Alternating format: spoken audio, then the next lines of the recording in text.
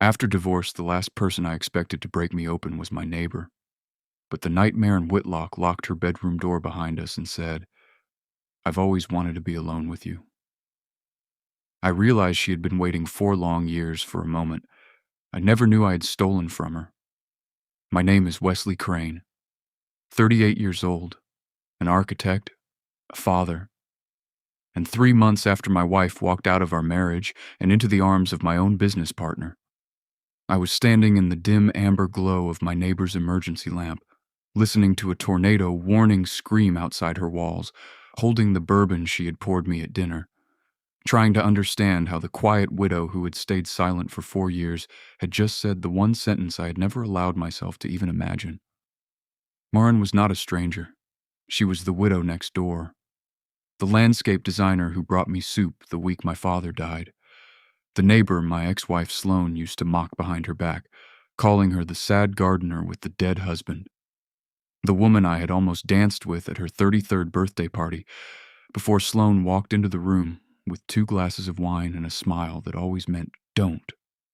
But the moment Maren turned that small brass lock and looked at me in the dark, something cracked open inside my chest that the divorce itself never had. Because Maren had not stayed silent for 4 years because she had nothing to say. She had stayed silent because she had been protecting me. From what, I did not yet know. So what had my neighbor seen inside my marriage that I had refused to see? What had she been carrying for 4 long years while I shared a roof with the wrong woman? And why, of all the storms that had ever passed over our quiet street, had Maren chosen the night the sky split open to finally lock that bedroom door, meet my eyes and say the one sentence I had spent my whole divorce pretending I never wanted to hear? Before we go any further, if you have ever felt the weight of something unspoken between two people, do me one small favor right now. Subscribe to this channel and turn on the notification bell, because what Maren said behind that locked bedroom door was only the beginning, and the truth she had been carrying for 4 long years is about to break you the same way it broke me. 2 days before the storm, Maren caught me dragging the recycling out to the curb on a slow Friday afternoon. She wore a faded sweatshirt with a hole at the cuff, pruning shears in one hand. Her hair was pulled back, her boots were muddy. She looked, as always, like a woman who had no idea how directly she could see through a man. "You eaten anything that wasn't from a freezer this week?" "Define week." "Strict definition." "Then no." She nodded once, slowly, like a doctor confirming a diagnosis. "Come for dinner tomorrow. 7. I always cook too much when I shop for one."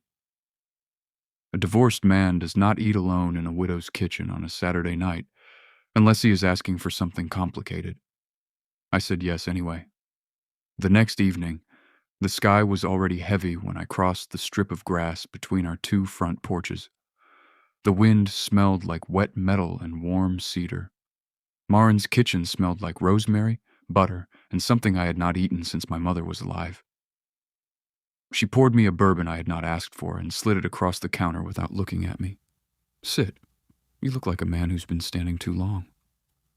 I sat. We ate slowly. She asked careful questions. I gave careful answers. We did not talk about Sloane. We did not talk about Drew. We did not talk about the empty seat at my house where my daughter Tessa should have been. And every minute that passed, the wind outside grew louder, and the air inside her kitchen grew thicker, until I could no longer pretend that 2 people who had been silent for 4 years were just eating chicken. Then the radio on her counter went from a low hum to a single rising tone. "Tornado warning in effect for the following counties." Maren did not flinch. She set down her fork, walked to the back of the house, and stopped at the doorway of her bedroom. "Bring the lamp." I followed. She shut the door behind us. She turned the small brass lock. She set the battery lamp on her dresser, and a soft amber glow lit half her face, the half I had spent 4 years carefully not looking at. Outside, the wind was screaming. Branches struck her siding like fists. The whole house was holding its breath. And Maren, quiet, careful, 4 years silent Marin, looked at me in that dim light and said, very gently, very steadily, as if she had practiced the sentence 1,000 times in her head, "I've always wanted to be alone with you, Wesley." I could not breathe. I could not speak. Because in that moment, I finally understood. Marin had not been afraid of the storm. She had been waiting for it. For a long moment, neither of us moved. The wind howled. The lamp flickered. And Marin stood across from me with her hands open at her sides, like a woman who had just laid down a weapon she had been carrying for too long. "Marin, don't." Her voice was soft, not pleading, steady. "Don't make this professional, Wesley. Not tonight. Not in this room.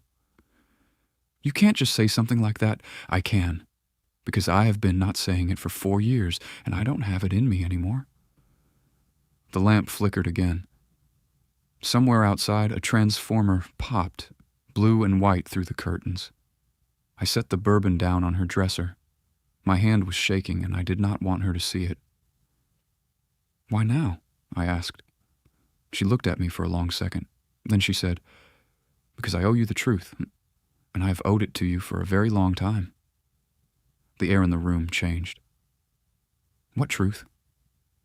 She closed her eyes. When she opened them, they were wet, but her voice did not break.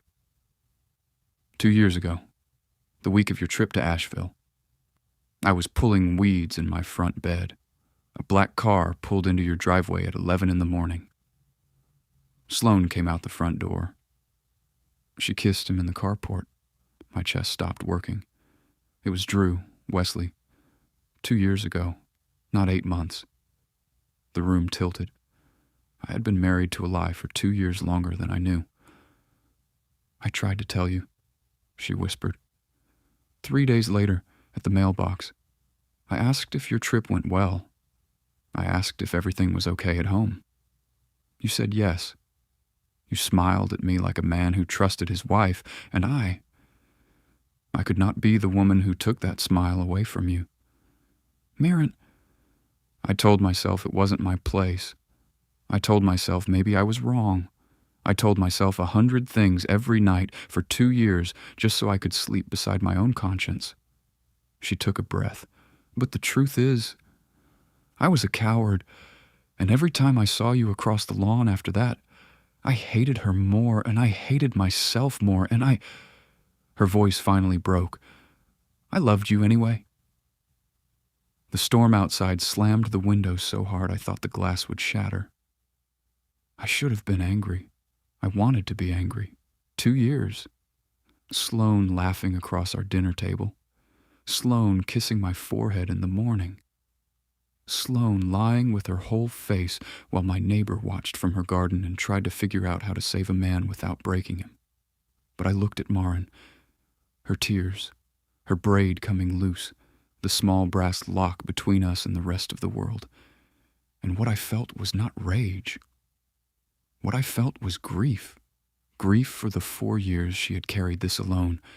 Grief for the marriage that had been dead long before I noticed. Grief for the woman across from me who had spent every night next door choosing my dignity over her own happiness. I took one step toward her. Just one. She did not move back. I lifted my hand. I almost touched her face, and then, God help me, I stopped. Because if I kissed Marin Whitlock in that locked bedroom, in the middle of a tornado, in the worst week of my life, I would never know if I had chosen her or if I had reached for the closest soft thing in the dark. And Marin deserved more than the closest soft thing. I lowered my hand. Her face did not fall. It softened, like she had been waiting 4 years for a man to be careful with her, and she had finally found one, even if it cost her tonight. "Wesley," she said quietly. "Yes. When that storm passes, are we going back to pretending?" I opened my mouth. I closed it. And before I could find an answer worth giving her, the lights flickered one last time and died. Outside, the siren stopped. The wind began to slow. And somewhere in the dark, my phone, left on her kitchen counter beside an empty plate, began to ring. 3 rings, then silence. When I finally walked back into that kitchen by the light of Marin's lamp, my screen was still glowing on the counter. 1 missed call. Sloan. I did not answer the call. I stood in my kitchen at 3 a.m., wet from the rain, and watched Sloan's name pulse on the screen like an old wound that had never healed right. I deleted the voicemail without listening. The next morning, she was at my front door.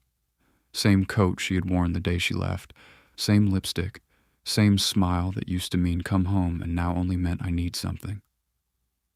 Wes, don't call me that. I made a mistake. You made one for 2 years. Sloan. Her face changed, just for a second, long enough to confirm it. Who told you? Does it matter? It was her, wasn't it? That sad little widow with her flower beds. Get off my porch. She stared at me. For the first time in our entire marriage, I think she saw a man she could no longer move. She left. For 4 days, Marin did not come outside. No braid in the garden, no mug on her porch rail, no light in her kitchen at 7. Her curtains stayed closed. She was hiding from me, from what she had said, from the fact that she had handed me a piece of her she could never take back. On the 5th day, Tessa came home. She climbed out of Sloane's car in one of her green t-shirts and looked across the yard. Daddy, why doesn't Miss Marin wave anymore? I did not have an answer. She always waves, Tessa said. My 9-year-old daughter had been seeing Marin more clearly than I had let myself in 4 years. That afternoon, Pierce Mahoney called with the Denver offer. Senior partner, twice my salary, start in 6 weeks. I told him I needed the weekend. I stood at my kitchen window and looked across at Marin's closed curtains, and then a car door slammed in the street, and Sloan was crossing my driveway, heading straight for Marin's front porch. I was outside before I could think. I just want to talk to her, Wes, Sloan said. Woman to woman. Marin opened her door at the same moment. In 4 years on that street, I had never seen Marin look small. She did not look small now. She looked tired in the bones, like a woman who had prepared for this exact fight 100 times in her head. Sloan smiled. I just wanted to thank you for taking such good care of my husband while I was away. Marin did not flinch. I stepped between them. He is not your husband anymore, and he was never away. You were. Sloan's eyes cut to me. And Marin, I said without looking away from my ex-wife, is not a sad little widow. She is the only person on this street who told me the truth in 2 years. Whatever you came here to do, you can do it to me. But you will not do it on her porch. Sloan opened her mouth, closed it. She walked back to her car without another word. When I turned around, Marin was crying quietly in her doorway. I did not move toward her. She wiped her face. I don't want to be the reason you stayed. I know. I have a job offer too, Charlotte, a studio of my own. I was going to take it before the storm. Take it if it's right, not because of me. She nodded once. Are you going to Denver? No. Why?